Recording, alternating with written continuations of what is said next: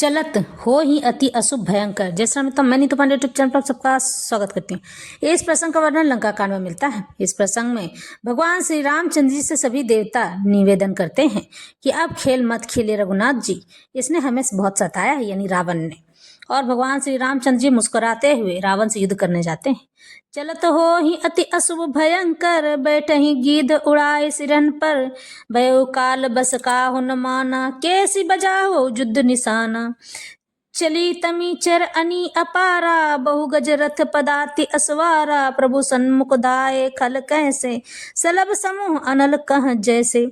इहाँ देवतन स्तुति किन्नी, दारुण विपति हम ही एहि दिन्नी, अब जनि राम खिलावहु एहि, अतिशय दुखित होती वैदेही।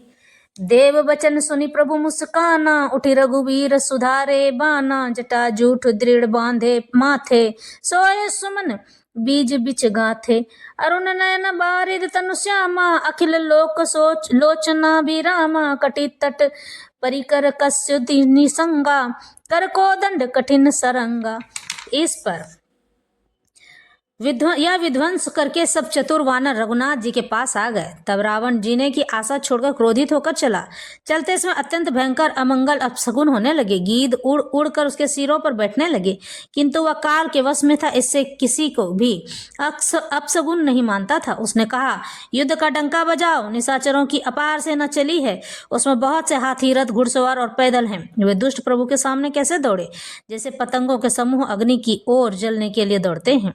इधर देवताओं ने स्तुति की कि हे श्री राम जी, इसने हमको दारुण दुख दिए हैं, अब आप इससे अधिक न खिलाइए। जानकी जी बहुत ही दुखी हो रही हैं।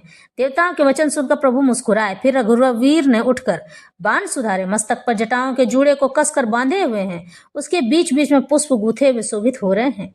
लाल नेत्र और मेघ के समान श्याम शरीर वाले और संपूर्ण लोगों के नेत्रों को आनंद देने वाले हैं। प्रभु ने कमर में फेंटा तथा तरकस कस लिया और हाथ में कठोर सारंग धनुष ले लिया।